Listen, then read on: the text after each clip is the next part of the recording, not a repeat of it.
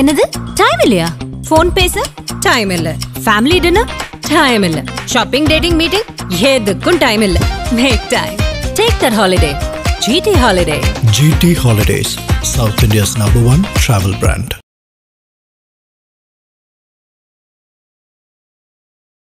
பிப்ரவரி மாதம் 1ஆம் தேதி வழக்கம் போல கடந்த 8 ஆண்டுகளாக தொடர்ச்சியாக நம்முடைய மரியாதைக்குரிய பாரத பிரதமர் திரு நரேந்திர மோடி அவர்களுடைய தலைமையிலான பாரதிய ஜனதா கட்சியினுடைய அரசினுடைய நிதிநிலை அறிக்கையை இன்று நம்முடைய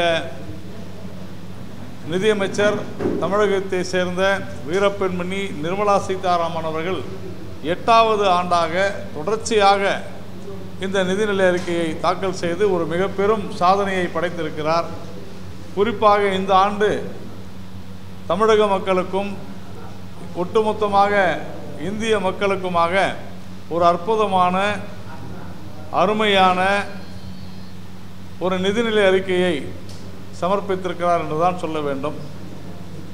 அனைவரையும் உள்ளடக்கிய அனைவருக்குமான ஒரு நிதிநிலை அறிக்கையாக இந்த நிதிநிலை அறிக்கை இருந்திருக்கிறது. குறிப்பாக சொல்ல வேண்டும் என்றால் வருமான வரி இதுவரையிலும் இல்லாத அளவிற்கு 12 லட்சம் ரூபாய் வரையிலும் இனி வருமான வரி கட்ட தேவையில்லை. வருமானம் உள்ளவர்கள் 12 லட்சம் ரூபாய்க்கு வருமானம் உள்ளவர்கள் இனி வருமான வரி கட்ட வேண்டிய அவசியமில்லை, விலக்கு இருக்கிறது என்பது ஒரு மகிழ்ச்சியான செய்தி.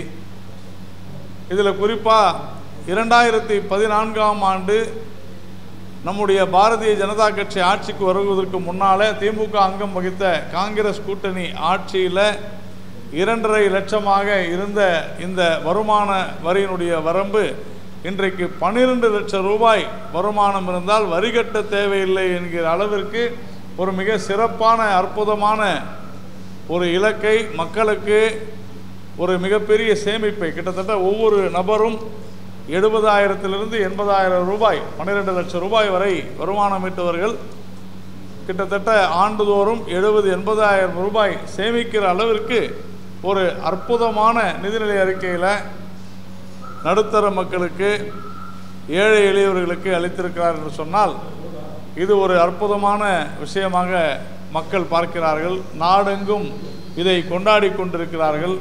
அது மட்டுமல்ல, இந்த 70,000 அல்லது 80,000 ரூபாய் ஒரு வருடத்திற்கு சேமிப்பு ஒவ்வொரு தனி நபரிடம் என்பது வாங்கும் சக்தியை அதிகரிக்கும் என்பதை நாம் புரிந்து கொள்ள வேண்டும். வாங்கும் சக்தியை அதிகரிக்கும் பொழுது அந்த வாங்கும் சக்தி அதிகரித்தால் உற்பத்தி பெருகும், உற்பத்தி பெருகினால் வேலை வாய்ப்பு பெருகும், வேலை வாய்ப்பு பெருகும் பொழுது நம்முடைய நாட்டினுடைய பொருளாதாரம் உயரும் என்பது பொருளாதாரத்தில் ஒரு மிக முக்கியமான ஒரு விஷயம்.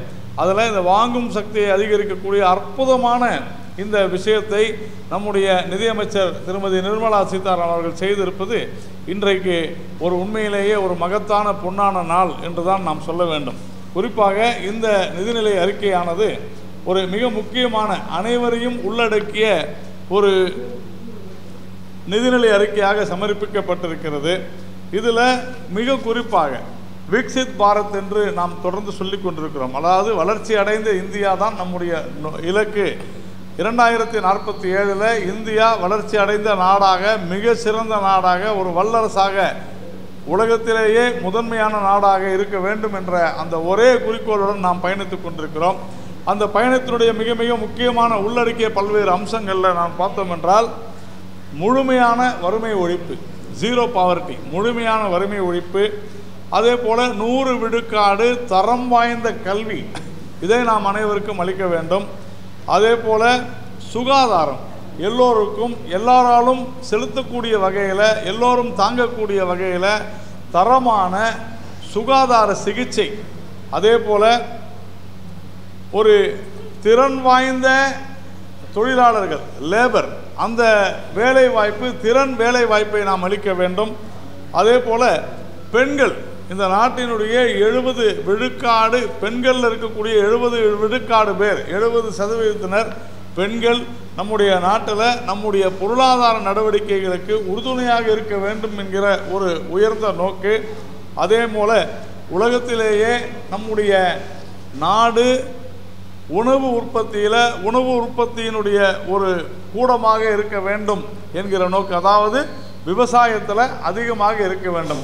இந்த 6 மிக முக்கியமான விஷயங்கள் தான் நம்மை வளர்ச்சி அடைந்த இந்தியா என்கிற இலக்கை நோக்கி இட்டு செல்லும் என்பதன் அடிப்படையில் தான் நாம் பல்வேறு விஷயங்களை இதெல்லாம் எப்படி செய்ய முடியும் அப்படின்னு சொன்னால், ஏழைகளை, பெண்களை, இளைஞர்களை, விவசாயிகள், ஏழைகள், பெண்கள், விவசாயிகள், இளைஞர்கள், இந்த 4 பிரிவினரையும் நாம் உயர்த்துவதன் மூலமாக மட்டுமே இந்த வளர்ச்சி அடைந்த இந்தியா என்கிற நோக்கை நாம் எட்ட முடியும் என்கிற காரணத்தினால விவசாய வளர்ச்சியை அதிகப்படுத்துவது எப்படி, அதே போல கிராமப்புறங்களில் கிராம மேம்பாட்டை கொண்டு வருவது எப்படி, எல்லோரையும் ஒருங்கிணைத்து எல்லா இந்த சமுதாயத்தில் இருக்கக்கூடிய அனைவரையும் ஒருங்கிணைத்து ஒரு ஆக்கப்பூர்வமான சமுதாயத்தை படைத்து பொருளாதார ரீதியாக எப்படி முன்னேற்றுவது, அதே போல நம்முடைய தொழில் வளர்ச்சியை எப்படி நாம் கொண்டு செல்வது, அப்படி கொண்டு செல்லும் பொழுது சிறு குறு தொழிலாளிகளை, சிறு குறு தொழிற்சாலைகளை நாம் எப்படி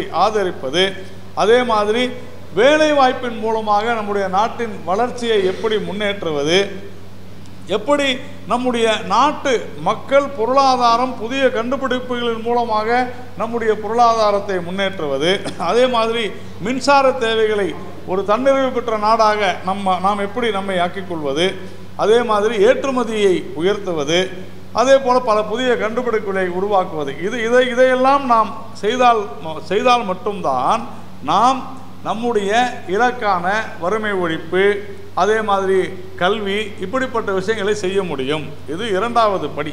3வதாக இந்த வளர்ச்சியை நோக்கி நாம் எப்படி செல்ல முடியும் என்று பார்க்கும் பொழுது ஒரு 4 மிக முக்கியமான விஷயங்களை இன்றைய நிதிநிலை அறிக்கையில் திருமதி நிர்மலா சீதாராமன் அவர்கள் நம்முடைய நிதியமைச்சர் சொல்லியிருக்கிறார். இதில் குறிப்பாக பார்த்தோம்னா விவசாயம், அதே போல் சிறு குறு தொழில்கள், அதே மாதிரி முதலீடுகள், ஏற்றுமதி. விவசாயம், சிறு குறு தொழில்கள், முதலீடு, ஏற்றுமதி, இவை இருந்தால் மட்டும்தான் இவைகளையெல்லாம் நாம் மேம்படுத்த முடியும். அதனால் இதை நாம் வளர்ச்சி பாதையில் எடுத்து செல்ல வேண்டும். விவசாயம், ஏற்றுமதி, சிறு குறு தொழில்கள், தொழிற்சாலைகள், முதலீடுகள், அதே மாதிரி பல சீர்திருத்தங்களை நாம் முன்னெடுக்க வேண்டும். நம்முடைய பல செக்டாரில் பிரிவுகளில் இருக்கக்கூடிய பல துறைகளில் இருக்கக்கூடிய பல சீர்திருத்தங்களை நாம் உருவாக்க வேண்டும். எல்லோரையும் ஒருங்கிணைத்து அழைத்து செல்ல வேண்டும். இதெல்லாம் ஒரு முக்கிய இலக்காக வளர்ச்சி அடைந்த இந்தியா என்கிற ஒரு இலக்கை நாம் எட்ட வேண்டும் என்பது.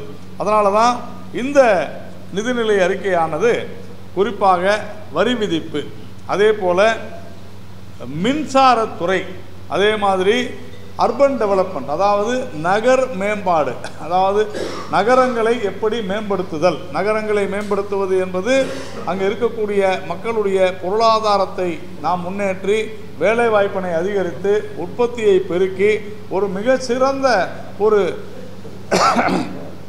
பொருளாதார நாடாக நாம் ஆவதற்கு உண்டான வழி. அதே மாதிரி மைனிங், சுரங்கம், நம்முடைய இயற்கை வளங்களை நாம் எப்படி பயன்படுத்துவது என்பது, அதே மாதிரி நிதித்துறை, அதன் பிறகு பல்வேறு நம்முடைய கட்டமைப்புகளை எப்படி நாம் சீரமைப்பது என்பது போன்ற பல்வேறு விஷயங்கள். இதில் குறிப்பாக முதல்ல நாம் சொன்னது போல விவசாயத்துறையில் இந்த நிதிநிலை அறிக்கையானது மிக மிக சிறப்பான பல்வேறு விஷயங்களை நாம் கொண்டு வந்திருக்கிறோம். பல திட்டங்கள், குறிப்பாக கிராமப்புறங்களை மேம்படுத்துவது எப்படி என்று பார்க்கும் பொழுது இப்போ நான் முழுமையாக பட்ஜெட்டை சொல்கிறது போது தமிழ்நாட்டிற்கு எப்படியெல்லாம் இது பயன்பட போகிறது என்பதை இதிலிருந்தே நாம் புரிந்து கொள்ளலாம். இதில் குறிப்பாக விவசாயத்துறையில் சமையல் எண்ணெய், இந்த சமையல் எண்ணெய் எப்படி எடிபிள் ஆயில்ஸ் எப்படி கொண்டு வருவோம்னு சொன்னால், இதில் துவரம்பருப்பு, உளுத்தம்பருப்பு, சிகப்பு பருப்பு போன்ற பல்வேறு பருப்பு வகைகளை நாம் எப்படி பயிரிடுவது, அதன் மூலம், ஏனென்றால் அதிகமாக நாம் இறக்குமதி செய்கிறோம். இதையெல்லாம் இங்கேயே உற்பத்தி செய்து நாம் அது ஏற்றுமதி செய்யக்கூடிய அளவிற்கு வளர வேண்டும். அதற்காக பல்வேறு தொலைநோக்கு கொண்ட பல்வேறு விஷயங்களை, பல்வேறு திட்டங்களை இந்த நம்முடைய நிதிநிலை அறிக்கையில் நம்ம நஃபெட் மற்றும் NCCF என்கிற நம்முடைய விவசாய கூட்டுறவு வங்கிகளின் மூலமாக மிக சிறந்த முறையில் திட்டங்களை தீட்டியிருக்கு. இதனால் தமிழ்நாடு மிக சிறந்த அளவில் பருப்பு உற்பத்தியிலையும் நாம் மிக அதிகமாக நம்முடைய விவசாயத்தில் வளரப்போகிறோம். அதே மாதிரி பல்வேறு விதைகள் பல்வேறு அந்த நம்ம சாகுபடிக்கு உண்டான அந்த உற்பத்தியை பெருக்குவதற்கான பல்வேறு திட்டங்கள். இதில் பார்த்தோம் என்றால் விவசாயிகளுக்கான காப்பீடு, விவசாயிகளுக்கான கடன் அட்டை கிரெடிட் கார்டை வந்து 5 லட்சம் ரூபாய் வரை 3 லட்சத்திலிருந்து 5 லட்சம் ரூபாய் வரைக்கும் அதிகப்படுத்தியிருக்கிறோம். கிட்டத்தட்ட 7.7 கோடி விவசாயிகளுக்கு நாடு முழுவதும் கொடுக்கிறோம். தமிழ்நாட்டில் மட்டும் இதுவரையில் 46 லட்சத்திற்கும் அதிகமானவர் நாம் பார்த்திருக்கிறோம். அந்த விவசாய கௌரவ நிதியின் மூலமாகவும் பயனெடுத்து கொண்டிருக்கின்றனர். அந்த விவசாயிகளுக்கு கடன் அட்டையின் மூலமாகவும் நாம் மிக சிறந்த அளவில் நாம் இந்த கடன் அட்டையை நாம் கொடுக்கிறோம். அதே மாதிரி பருத்தி உற்பத்தியில் எப்படி நாம் பருத்தி உற்பத்தியை பெருக்குவது, இதையெல்லாம் நாம் ஏன் சொல்கிறோம் என்றால், இந்தியா உலகத்திலேயே மீன் உற்பத்தியில் அதே மாதிரி ஏற்றுமதியிலும் நாம் வந்து அதிக இடத்தில் இருக்கிறோம். மீனவர்கள் என்று சொன்னாலே இன்றைக்கு 2 மாநிலங்கள் தான், ஒன்று குஜராத், இன்னொன்று தமிழ்நாடு. இரண்டும் பெரிய கோஸ்ட். அப்போது இந்த விவசாயம் அப்படின்னு சொல்கிறதுல மீனவர்களும் அடங்குகிறார்கள். நான் சொன்ன இந்த விவசாயிகளில் குறிப்பாக மீனவர்கள் அடங்குகிறார்கள். அப்போது இந்த நாட்டிலேயே அதிக அளவில் விவசாய திட்டங்களின் மூலமாக தமிழகம் பயன்பெற போகிறது. சாதாரணமாக இன்றைக்கி கூட நான் பார்த்தேன், பல பேர் தமிழ்நாட்டிற்கு ஒன்றும் சொல்லவில்லையேன்னு. தமிழ்நாடு இந்தியாவில் தான் இருக்கிறது. இந்தியாவில் அறிவிக்கப்படக்கூடிய பல்வேறு திட்டங்களில் தமிழகம் 10 விழுக்காடுக்கும் மேலாக பயன்பெறுகிறது என்பதை நாம் தொடர்ந்து பார்த்து, அது முத்ரா திட்டமாக இருந்தாலும் சரி, அல்லது 100 நாள் வேலைவாய்ப்பு திட்டமாக இருந்தாலும் சரி, எல்லா வகையிலும் தமிழ்நாடு பயன்பெறுகிறது. அதே மாதிரி கிட்டத்தட்ட 1.5 லட்சம் புதிய தபால் நிலையங்கள் திறக்கப்பட போகிறது. அது கிராமப்புறங்களை முன்னேற்றுவதற்கு, சேமிப்பிலிருந்து அத்தனை திட்டங்களையும் கொண்டு செல்வதற்காக. இன்றைக்கி நாம் பார்க்குறோம், சென்னையில் கூட பார்க்குறோம், பல அதிக அளவில் பெண்கள் இன்றைக்கி வந்து போஸ்ட் விமனாக தபால் பெண் ஊழியர்களாக இருக்கிறார்கள். நீங்கள் இன்றைக்கி சாதாரண கிராமங்களில் கூட இன்றைக்கி நம்ம போஸ்ட் ஆஃபீஸ் பேங்க் வந்திருக்குது. அந்த அளவிற்கு சிறப்பாக நாம் செயல்பட்டு கொண்டிருக்கிறோம். அதை மேலும் விரிவுபடுத்துவதற்கு நம்முடைய கிராமப்புற தமிழ்நாடு ஒரு அட்வான்ஸ்டு ஸ்டேட், முன்னேறிய மாநிலம் என்கிற பொழுது அதிக அளவு தமிழ்நாட்டிற்கு இந்த விவசாய திட்டங்களின் மூலமாக தமிழகம் அதிக அளவு பயன்பெறும். அதே மாதிரி இரண்டாவதாக நான் பார்க்கிறோம், இந்த ஒரு விக்சித் பாரத் என்று சொல்லப்படக்கூடிய வளர்ச்சி அடைந்த பாரதம், வளர்ச்சி அடைந்த இந்தியா என்கிற இலக்கை அடைவதற்கு மிக முக்கியமானது MSME, அதாவது சிறு குறு தொழிற்சாலைகள். இந்த சிறு குறு தொழிற்சாலைகளுக்கு இதுவரையிலும் அந்த கிரெடிட் கேரண்டின்னு நம்ம சொல்லியிருந்தோம். அரசாங்கத்தினுடைய உத்தரவாதம், கடன் உத்தரவாதம், இது 5 கோடியிலிருந்து 10 கோடியாக உயர்த்தப்பட்டிருக்கிறது. அதே போல் ஸ்டார்ட் அப்ஸ், அதாவது தொழில் தொடங்குவோர், அவர்களுக்கு நாம் வந்து 10 கோடியாக இருந்தது, இப்போது 20 கோடியாக உயர்த்தப்பட்டிருக்கிறது.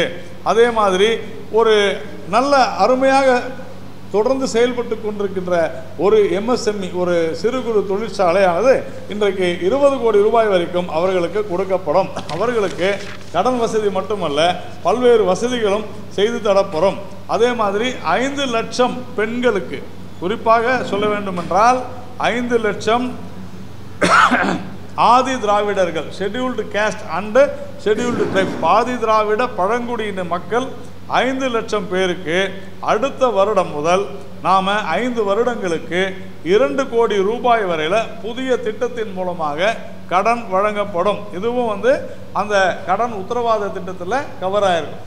அதே போல் இங்கே நாம் வந்து நேஷனல் மேனுஃபேக்சரிங் மிஷன் அப்படின்ற ஒரு திட்டத்தின் மூலமாக, அதாவது தேசிய தொழிற்சாலை ஒரு திட்டம், அந்த தேசிய தொழிற்சாலை நோக்கு திட்டத்தின் மூலமாக பல்வேறு சிறு குழு தொழிற்சாலைகளை நாம் இணைத்து அவர்களின் மூலமாக ஏற்றுமதிக்கு மிகப்பெரிய அளவில் நாம் உதவி புரிவதற்காக ஒரு பல்வேறு திட்டங்களை தீட்டியிருக்கிறார்கள். இதிலெல்லாம் இப்போது விவசாயத்தில் எப்படி தமிழ்நாடு மிகப்பெரிய பங்காற்றியது என்று சொன்னேனோ, அதே போல் இந்த சிறு குறு தொழிற்சாலைகளுடைய திட்டங்களின் மூலமாக அதிகமாக இந்தியாவில் பயன்பெற வேண்டியது, பயன்பெற முடியும் என்றால் அதற்கு ஒரே மாநிலம் தமிழ்நாடு தான். ஏனென்று சொன்னால் 10 விழுக்காட்டிற்கும் மேலாக இந்த MSMEக்கள் இங்கு தான் அதிகமாக இருக்கிறார்கள்.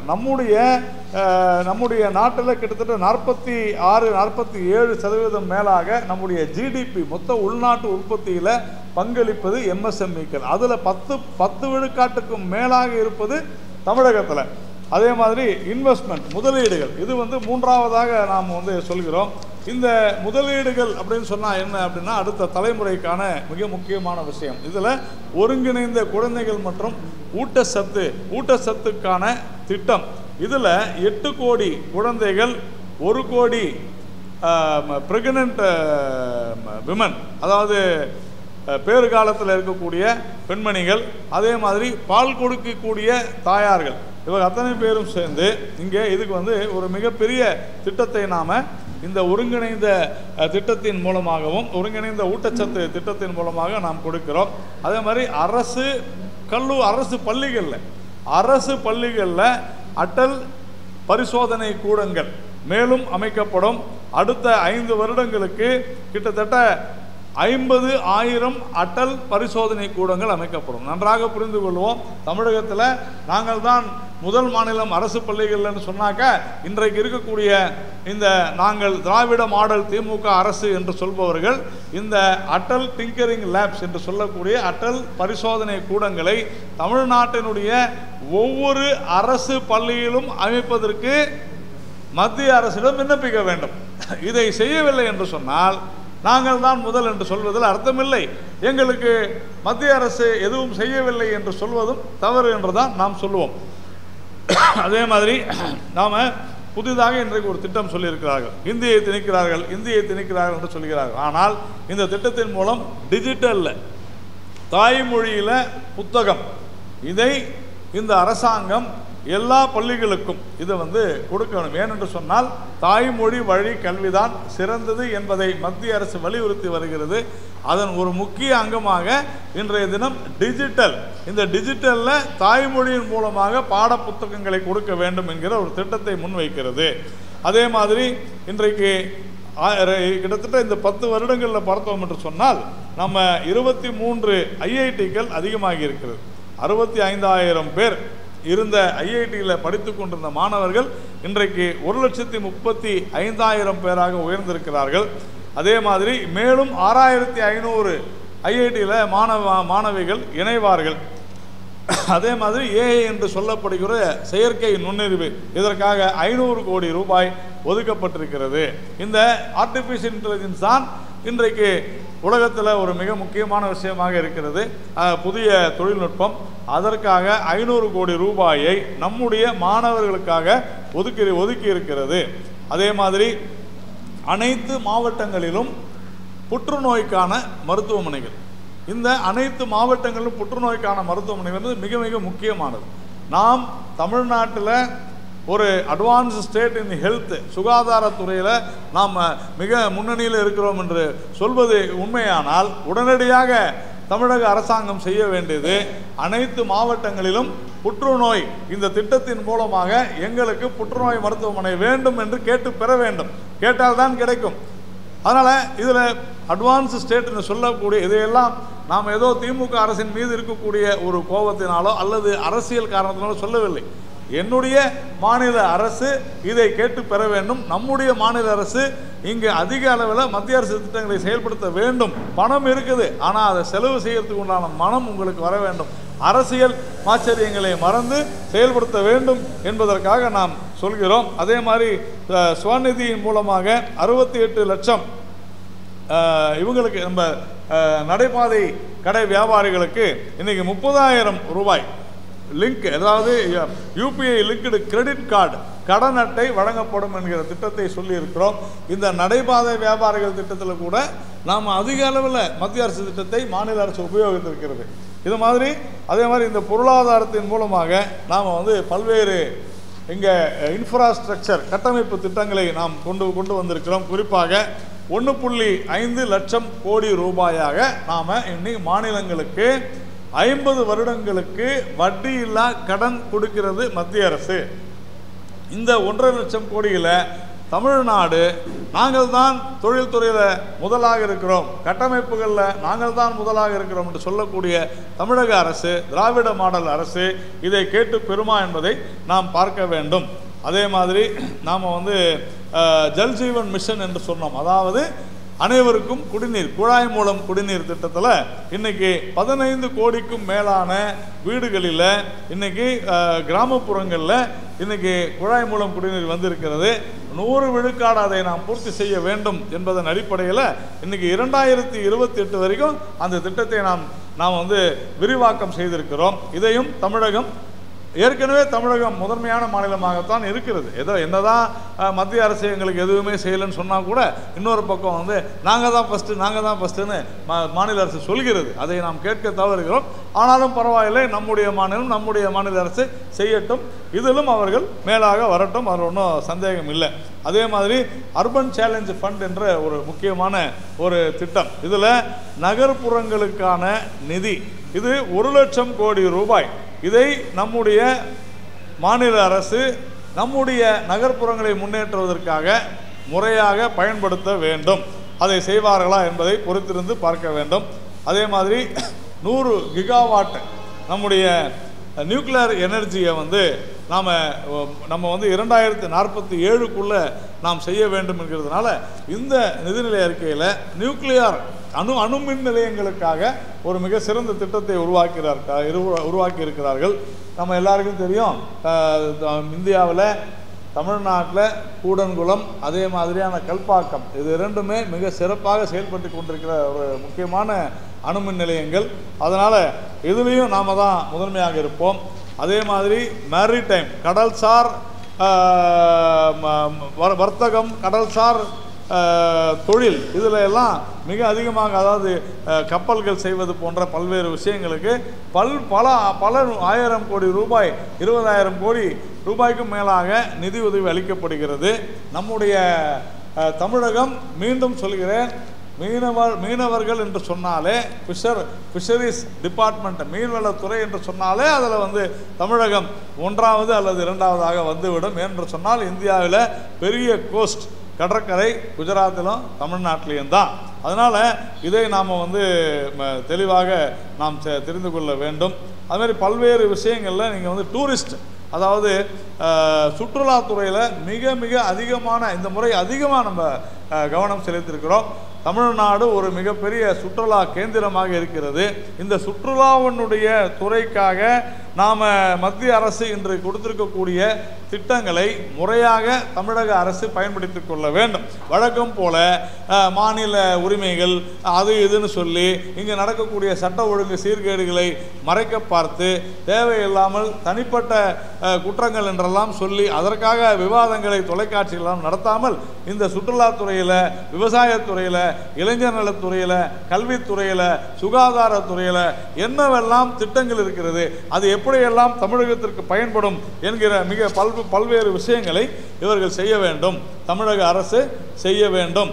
இதே மாதிரி ரிசர்ச் டெவலப்மெண்ட் அண்ட் இனோவேஷன், இதற்கு அதாவது ஆய்வு, வளர்ச்சி மற்றும் முன்னேற்றம் ஆகிய பல்வேறு விஷயங்களுக்காக நம்முடைய 20,000 கோடி அறிவித்திருக்கிறார்கள். இன்றைக்கி நம்ம மிக சிறப்பாக பார்த்தோம் என்றால், ஒரு 4 ரோடை சுற்றி ஒரு கார் பந்தயத்தை நடத்தி காலரை தூக்கி விட்டு திராவிட மாடல் அரசு அப்படி செய்து விட்டது, இப்படி செய்து விட்டதுன்னு சொன்னாங்க.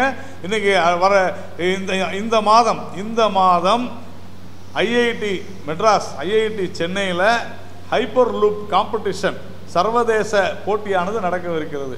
ஆனால் அது குறித்து நாம் யாரும் பேசுவதில்லை என்பது அடுத்த ஜென்ரேஷனுடைய மிக மிக மிக மிக பெரிய 1000 கிலோமீட்டர் ஸ்பீடில் போகக்கூடிய ஹைப்பர் லூப் என்ற டியூபில் இயங்கக்கூடிய, காற்று அழுத்தத்தில் இயங்கக்கூடிய ஒரு அற்புதமான போக்குவரத்து, அதை கண்டுபிடித்திருப்பது ஐஐடி மெட்ராஸ் மிக அருமையாக வடிவமைத்திருக்கிறது.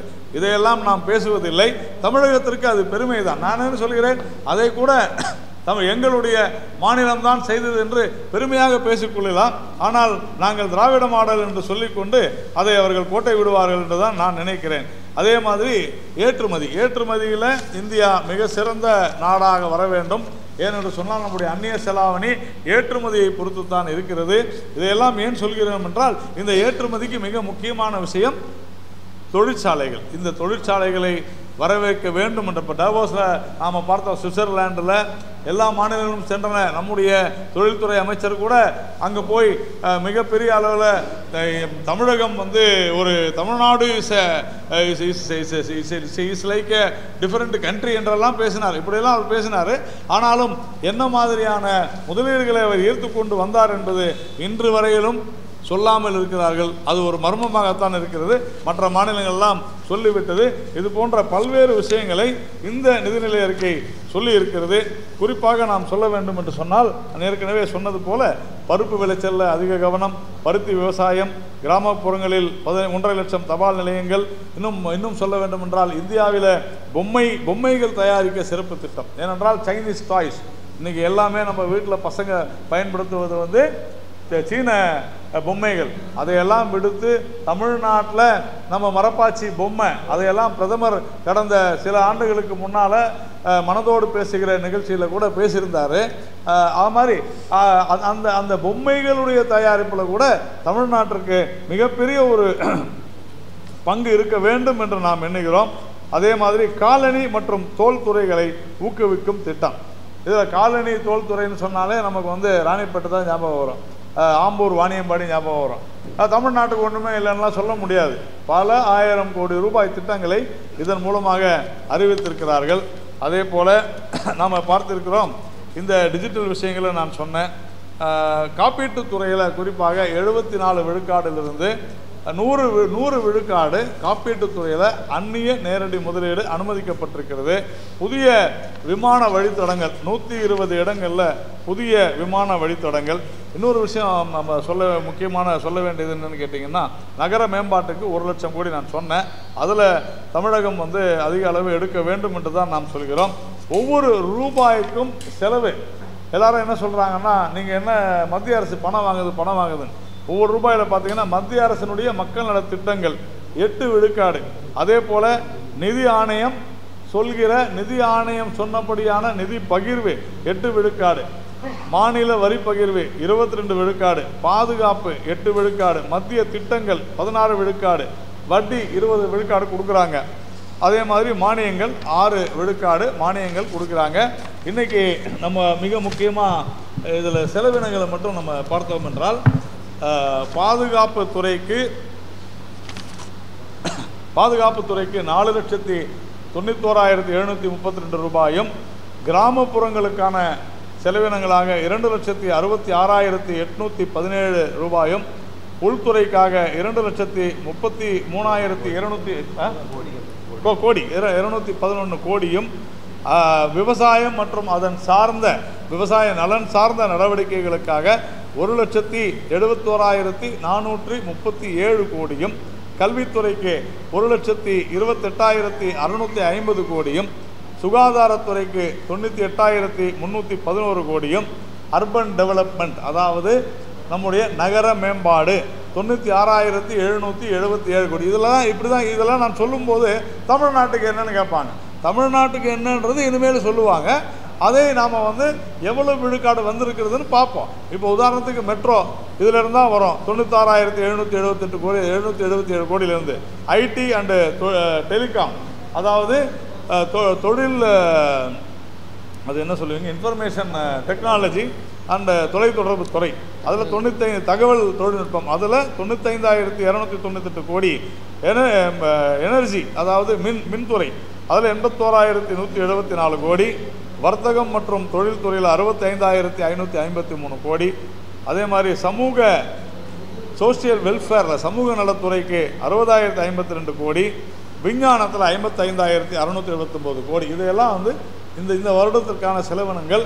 இதில் ஒரு குறிப்பிட்ட பங்கு தமிழகத்திற்காக செலவிடப்படும். அது தொடர்ந்து அந்தந்த துறையிலிருந்து வெளியிடப்படும். உணவு மற்றும் உரம் இதுக்கு வந்து மானியங்கள், அதாவது ரேஷன் கடையில் கொடுக்கக்கூடிய அரிசி, அதற்கான முழுக்க மத்திய அரசால் கொடுக்கப்படுகிறது. அந்த உணவு மற்றும் உரத்திற்கான மானியமாக உணவுக்கு 2,03,240 கோடியும், உரத்திற்கு 1,67,000 கோடியும், எல்லாவற்றுக்கும் மேலாக ஊரக வேலைவாய்ப்பு திட்டம் 100 நாள் வேலைவாய்ப்பு திட்டம், இதுக்கு 86,000 கோடி ஒதுக்கப்பட்டிருக்கிறது. இந்த 2014 திமுக அங்கம் வகித்த காங்கிரஸ் ஆட்சிக்கு வந்தபோது 33,000 கோடியாக இருந்த 100 நாள் வேலைவாய்ப்பு திட்டத்திற்கான ஒதுக்கீடு இன்றைக்கு 86,000 கோடி ரூபாயாக உயர்ந்திருக்கிறது. இதை இழுத்து மூடிட்டாங்கன்னு சொன்னவங்க 3 மடங்காக உயர்ந்திருக்கிறது என்பதை புரிந்து கொள்ள வேண்டும். இப்படிப்பட்ட ஒரு அற்புதமான நிதிநிலை அறிக்கையை இன்றைக்கு பாரதிய ஜனதா கட்சியினுடைய ஆட்சியில் மாண்புமிகு பிரதமர் நரேந்திர மோடி அவர்களோட தலைமையிலான ஆட்சியில் இருக்கக்கூடிய நம்முடைய தமிழகத்தை சேர்ந்த நிதியமைச்சர் நிர்மலா சீதாராமன் அவர்கள் மிக சிறப்பானது ஒரு நிதிநிலை அறிக்கையை அளித்திருக்கிறார். இது முழுக்க முழுக்க ஏழைகளுக்கான, விவசாயிகளுக்கான, பெண்களுக்கான, இளைஞர்களுக்கான ஒரு பட்ஜெட் நிதிநிலை அறிக்கை. இது மிக சிறந்த நிதிநிலை அறிக்கை. நாம் சொல்வதெல்லாம் ஒன்றே ஒன்று தான்.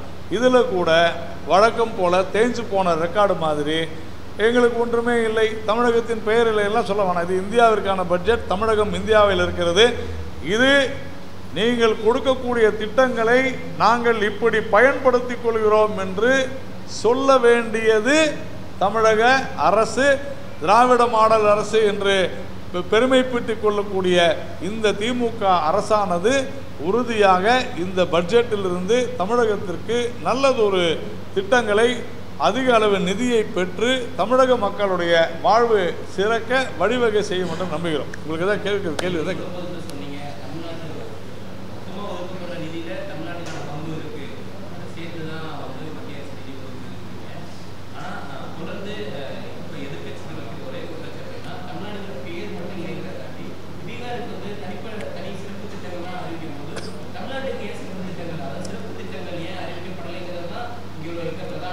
சரியான கேள்விங்க. பீகாரை பொறுத்தவரையில் தமிழகம் போன்ற மிக முன்னேறிய மாநிலம் இல்லை. இப்போ அங்கே கல்வியில் பீகார் பின்தங்கி இருக்குது, தொழில்துறையில் பின்தங்கி இருக்குது, சுகாதாரத்துறையில் பின்தங்கி இருக்குது. அதனால் அதில் ஒரு சில இப்போ மக்கனா அப்படின்னு ஒரு மிக முக்கியமான பயிரை அங்கே கொண்டு வரணும் அப்படின்றதுக்காக அதுக்கு நிதி ஒதுக்குறாங்க. ஆனால் தமிழகத்திற்கு செலவிடக்கூடிய தொழில்துறையில், ஏன்னா தொழில்துறையில் தமிழகம் முன்னேறிய மாநிலம் அதிகமாக இருக்குது, தமிழகத்திற்கு செலவிடக்கூடிய சுகாதாரத்துறையில் செலவிடக்கூடிய அந்த பணம், கல்வி, தொழில்துறை, இது மாதிரி எல்லாம். இப்போ எம்எஸ்எம்இ எடுத்துங்க. எம்எஸ்எம்இயில் நம்ம 10% மேலே நாம் தான் இங்கே நாம் தான் அந்த திட்டங்களின் மூலம் பயன்பெற்றோம். எது? தமிழ்நாடு. ஆனால் பீகாரில் 2% கூட பயன்பெறலை. அப்போது இது நீங்கள் அப்படி கம்பேர் செய்யக்கூடாது. ஒரு மாநிலத்துக்கு இன்னொரு மாநிலம்னு அப்படி செஞ்சீங்கன்னா தமிழகம் தான் அதிக நிதியை பெறும் எல்லா திட்டங்களிலிருந்தும். நீங்கள் உதாரணத்திற்கு பீகாரில் கடற்கரை கிடையாது. அப்போ மீனவர்களுக்கான திட்டங்களில் அதிகமாக யார் பயன்பட போகிறாங்க? தமிழ்நாடு தான் பயன்பட போகுது. அப்போ பீகார் அவங்களுக்கு மட்டும் ஏன் கொடுத்தீங்க?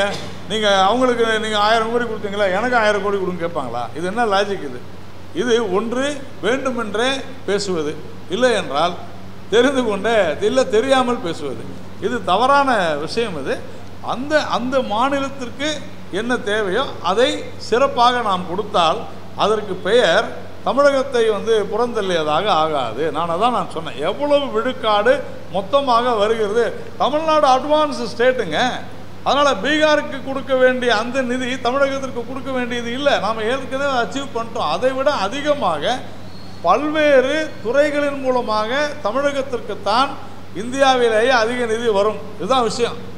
தமிழ்நாட்டில் இருக்கக்கூடிய 100 நாள் வேலைவாய்ப்பு திட்டம் மூலமாக வரக்கூடிய பணத்தை விட பீகாரில் குறைவு தான். ஏற்றுக்கொள்வீர்களா? அதான உண்மை. அப்புறம் எப்படி நீங்கள் அதை கம்பேர் பண்ணுறீங்க? அது தவறு.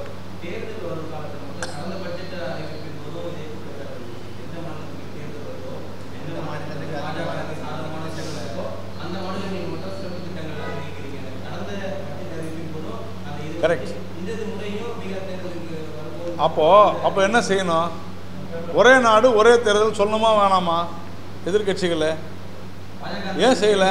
நாங்கள் தானே சொல்கிறோம் ஒரே நாடு ஒரே தேர்தல் சொல்கிறோம். நாங்கள் தான் வேணாம் தானே சொல்கிறோம். தேர்தல் அப்பப்போ தேவையில்லை, ஒரே நேரத்தில் தேர்தல் நடத்துவோம் அப்படின்னு சொல்கிறோம்.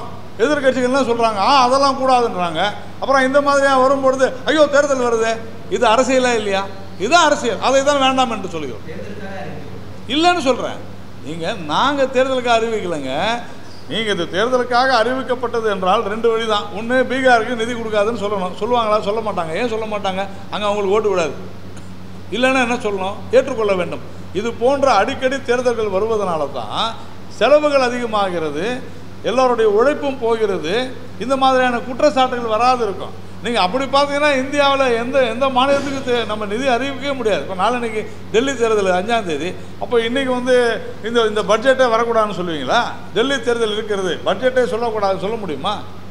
அதனால தான் சொல்கிறோம் அதெல்லாம் வேண்டாம், நம்ம ஒரே நேரத்தில் தேர்தல் நடத்துவோம் சொல்கிறதுக்கு காரணம் அதுதான்.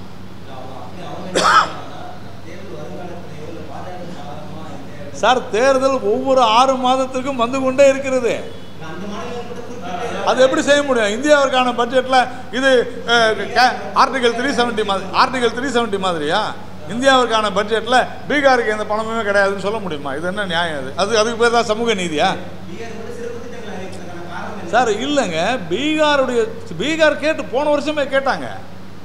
அதனால தான் விஷயமே. அதனால் இப்போ அங்கே வந்து அதுதான் சொல்கிறேன், ஒரு வீட்டில் இது வந்து ஒரு வீடு, ஒரு குடும்பம். இந்த குடும்பத்தில் நலிவுற்ற அல்லது நோய்வாய்ப்பட்டிருக்கக்கூடிய ஒரு குழந்தைக்கு உங்கள் வீடாக இருந்தாலும் என் வீடாக இருந்தாலும் சிறப்பான கவனிப்பு இருக்குமா இருக்காதா? இவ்வளோதான் விஷயம். அதே பீகாருக்கு செலுத்துகிறோம், இவ்வளோதான் விஷயம், தவறு ஒன்றும் இல்லை. ஆனால் அதற்காக இன்னொரு மகன் வந்து சுகாதார குறைவாக இருக்கிறான்னு சொல்கிறதுனால ஹாஸ்பிட்டலுக்கு நான் வந்து 100 ரூபாய் செலவு பண்ணேன் அப்படின்னா இன்னொரு பையனுடைய கல்விக்காக நான் 300 ரூபாய் கூட செலவு பண்ணுவேன். அதைத்தான் தமிழகத்திற்கு செய்து கொண்டிருக்கிறோம். இதுதான் விஷயமே. ஆனால் நீ ஏன் 100 ரூபாய் செலவு பண்ணுற அப்படின்னு கேட்பது அறியாமை, அரசியல்.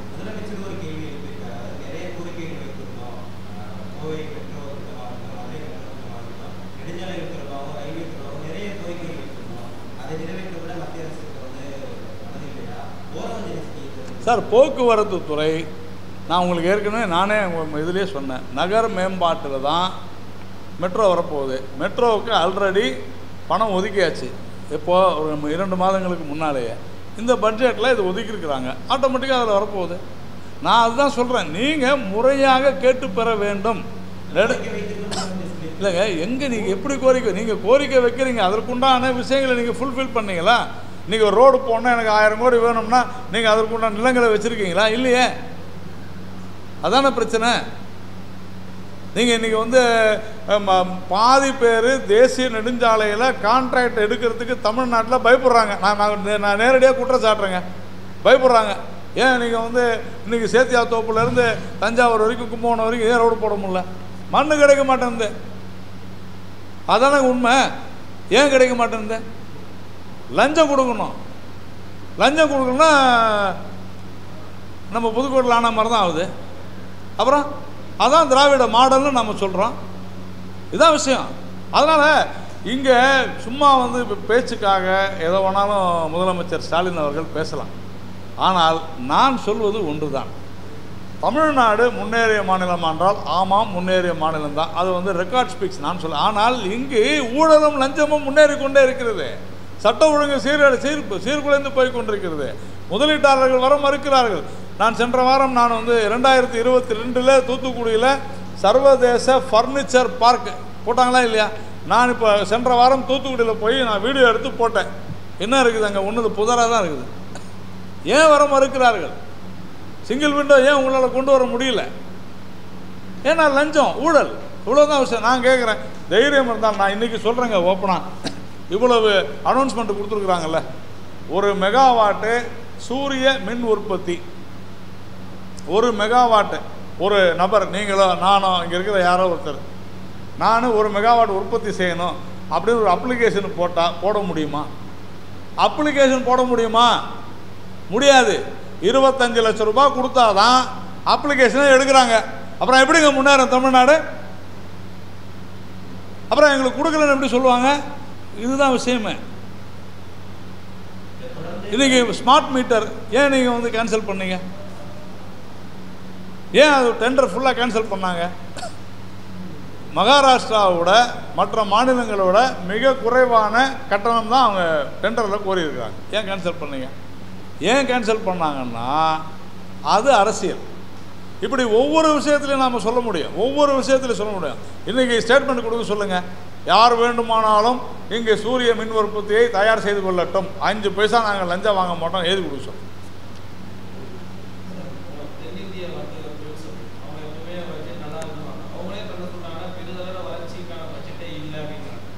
இல்லைங்க, 19 ரூபா பேசுனா நான் ஒன்றும் செய்ய முடியாது. அவங்க ஏதாவது ஒரு குறிப்பிட்ட விஷயத்தை சொல்லி இது இல்லை அப்படின்னு சொல்லலாம். நான் என்ன சொல்கிறேன், சிறு குறு தொழிலுக்கு இங்கே என்ன செய்யலை, இந்த பட்ஜெட்டில் என்னென்ன சொல்லியிருக்கிறாங்கன்றதை நான் ரொம்ப டீட்டெயிலாகவே உங்களுக்கு சொன்னேன். இல்லைங்க, அதுதான் எப்படி சொல்கிறீங்க, ஒரு மாநிலத்தினுடைய பொருளாதார வளர்ச்சி இந்த மாநிலத்தில் எப்படி நீங்கள் தொழில் முன்னேற்றத்தை அதிகரிக்கிறீர்கள் என்பதை பொறுத்து தானே இருக்குது. பாலிசி யாருது? மாநிலத்தினுடைய பாலிசி தானே. நீங்கள் வந்து சரியான முறையில் பாதுகாப்பு இருக்கிறதா, சரியான முறையில் மின் இணைப்புகள் கொடுக்கப்படுகிறதா, லஞ்சம் இல்லாமல் மின் இணைப்புகள் கொடுக்கப்படுகிறதா, லஞ்சம் இல்லாமல் அனுமதிகள் கொடுக்கப்படுகிறதா, எல்லாமே மாநில அரசு தான். அப்போது இது வந்து இங்கே வளர்ச்சி இல்லைன்னு சொன்னாங்கன்னா அதற்கு காரணம் மாநில அரசு. அவங்க மாநில அரசு தான் சொல்கிறாங்க, தவிர மத்திய அரசு கிடையாது.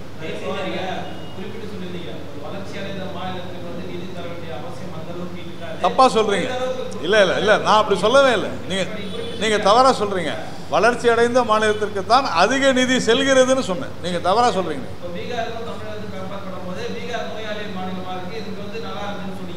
சார், ஒரு குறிப்பிட்ட ஒரு விஷயத்திற்காக, அதாவது நம்ம வீட்டில் 4 பசங்க இருக்கிறாங்கன்னா ஒரு குழந்தைக்கு உடம்பு சரியில்லைன்னா ஹாஸ்பிட்டல் ட்ரீட்மெண்ட்டுக்காக 100 ரூபா செலவு பண்ணோம். அதே 100 ரூபா வந்து நல்லா இருக்கிற பசங்களுக்கு செலவு பண்ண வேண்டிய அவசியம் இல்லை. ஆனால் நல்லா இருக்கிற பசங்களுக்கு கல்வி அல்லது மற்ற விஷயங்கள், உடையிலிருந்து எல்லாத்துக்கும் 200 ரூபா கூட செலவு பண்ணுவோம். அதுதான் பண்ணுறோம்னு நம்ம சொல்லிகிட்டு இருக்கோம். சார், தமிழ்நாடு பாருங்க, ஒரு விஷயம் புரியுங்க. தொழில் மாநிலங்க, தொழில் மாநிலம்னு மேனுஃபேக்சரிங் ஸ்டேட், நான் உற்பத்தி மாநிலம். உற்பத்தி மாநிலங்கள்லாம் எது இருக்க முடியும் சொல்லுங்கள்? எது இருக்க முடியும்? எங்கெல்லாம் கடல் இருக்கிறதோ அங்கெல்லாம் உற்பத்தி இருக்கும். ஏன்? துறைமுகங்கள் இருக்கும். குஜராத், மகாராஷ்டிரா, தமிழ்நாடு துறைமுகங்கள் இருக்குது. இது உற்பத்தி மாநிலங்க. இது ஆட்சி நல்லா வரல, இதனுடைய அமைப்பு அப்படி. மகாராஷ்டிராவிலையும் குஜராத்லேயும் தமிழகத்திலையும் துறைமுகங்கள் அதிகமாக இருக்கிறதுனால உற்பத்தி இருக்கும், தொழில் முன்னேற்றம் பெருகும். அதை ஒழுங்காக அதை கவனிக்க வேண்டிய பொறுப்பு மாநில அரசினுடையது. உத்தரப்பிரதேசம் இன்றைக்கு வந்து நமக்கு பின்னால் இருக்குது. 5 வருஷத்துக்கு முன்னால் உத்தரப்பிரதேசம் எங்கே இருக்குது? ரன்னிங் ரேஸில் நம்ம ஓடிக்கிட்டு இருந்தோம். நாம் வந்து கோல் பாயிண்ட் தொடும் பொழுது கிட்டத்தட்ட ஒரு 20 நிமிஷம் பின்தள்ளி இருந்துச்சு. இப்போ 2 நிமிஷம் பின்தள்ளி இருக்குது. அப்போ இதில் யார் முன்னேறாங்க? தமிழ்நாடு. ஆனால் இன்றைக்கி என்ன சொல்லலாம்? நாங்கள் தான் முதல்வர் இருக்கிறோம், நாங்கள் தான் முதல்வர். எப்பா 10 வருஷம் முன்னால் எப்படி இருந்தாங்க, இப்போ எப்படி இருக்காங்க, எவ்வளோ நெருக்கமாக இருக்காங்க பாருங்கன்னு தான் நம்ம சொல்லிட்டு இருக்கோம்.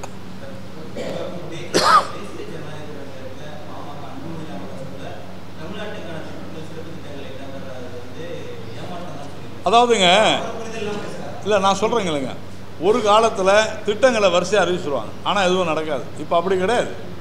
ஏற்கனவே பைப் லைனில் நிறைய திட்டங்கள் இங்கே நடந்துக்கிட்டு இருக்குது. இப்போ நாம் வேணால் இந்த அறிக்கையில் ஒன்று சொல்லியிருக்கலாம். தமிழ்நாட்டிற்கு சென்னைக்கு வந்து மெட்ரோ ஃபேஸ் 2 ப்ராஜெக்ட் ஏற்கனவே அறிவிச்சாச்சுங்க, திருப்பி சொல்லணுமா? இவ்வளோதாங்க விஷயம்.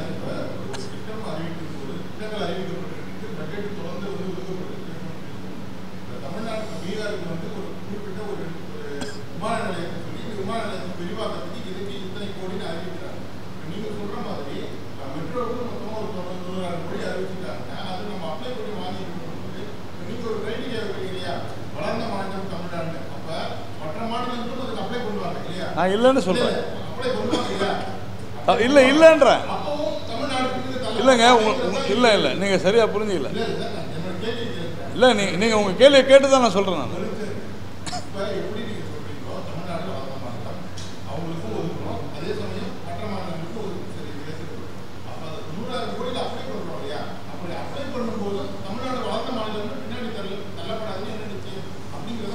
இல்லைங்க, மறுபடியும் சொல்கிறேன். உற்பத்தி மாநிலங்கள் அப்படின்னு சொன்னால் 3 தான். குஜராத், மகாராஷ்டிரா, தமிழ்நாடு தாங்க. இங்கே இருக்கக்கூடிய கட்டமைப்பு வேறு எங்கேயும் கிடையாது. இந்த 3 மாநிலங்கள் சொல்கிறேன். அப்போ இந்த கட்டமைப்பில் இருக்கக்கூடிய இப்போ நகர மேம்பாடுன்னா, நகர் மேம்பாட்டுக்கு சென்னைக்கு செலவு பண்ணுறதை விட பீகாருக்கு செலவு பண்ண முடியாது. தயவு செஞ்சு புரிஞ்சுங்க. அதை தான் நான் சொல்கிறேன். அப்போது அதிக அளவு நிதி எங்கே போகும்னு சொன்னால் தமிழ்நாட்டிற்கு தான் வரும். அதுதான் நான் சொன்ன 100 நாள் வேலைவாய்ப்பு திட்டம். நான் சொல்ல, தமிழ்நாடு அரசு பெருசாக ஃபோட்டோ போட்டுக்குது, நாங்கள் தான் முதலிடத்தில் இருக்கிறோம் கடந்த 5 வருடங்களாக. ஆனால் என்ன சொல்கிறாங்க? ஐயோ, எங்களுக்கு பணமே கொடுக்கலன்றாங்க. அதே மாதிரி ஸ்மார்ட் சிட்டிஸ் தமிழ்நாடு நாங்கள் எல்லா இடத்துலையும் செஞ்சுட்டோன்றாங்க. அப்போ பணம் எங்கேருந்து வந்துச்சு? மத்திய அரசு தானே கொடுக்குது. அப்போது நான் சொல்கிற விஷயம் என்னென்னா, ஒரு குறிப்பிட்ட ஒரு மாநிலம் அது ஒரு பிரச்சனையில் இருக்குதுன்னு சொன்னால் அதற்கு கரம் கொடுக்க வேண்டிய பொறுப்பும் கடமையும் மத்திய அரசுக்கு இருக்கிற அதே நேரத்தில் தமிழகம் போன்ற மாநிலங்கள் மேலும் மேலும் வளர்வதற்கு பல்வேறு துறைகளில் அதை விட பீகாரை விட அதிகமான நிதி தமிழகத்திற்குத்தான் கொடுக்கப்படுகிறது பல்வேறு துறைகளின் மூலமாக. இதைத்தான் நான் சொல்கிறேன். பீகாருக்கு வந்து அவங்க செஞ்சுட்டாங்கன்னா பீகாருக்கு எதுக்கு செஞ்சாங்கன்னு பாருங்கள். பீகாருக்கு மெட்ரோ ட்ரெயினுக்கு காசு கொடுக்கல, பீகாருக்கு வந்து எம்எஸ்எம்இக்கு காசு கொடுக்கல, பீகாருக்கு வந்து ஹெல்த் செக்டரில் பணம் கொடுக்கல, பீகாருக்கு எஜுகேஷன் செக்டரில் பணம் கொடுக்கல. ஆனால் தமிழ்நாடு கொடுக்குறாங்களே. இதை தான் நான் சொல்கிறேன்.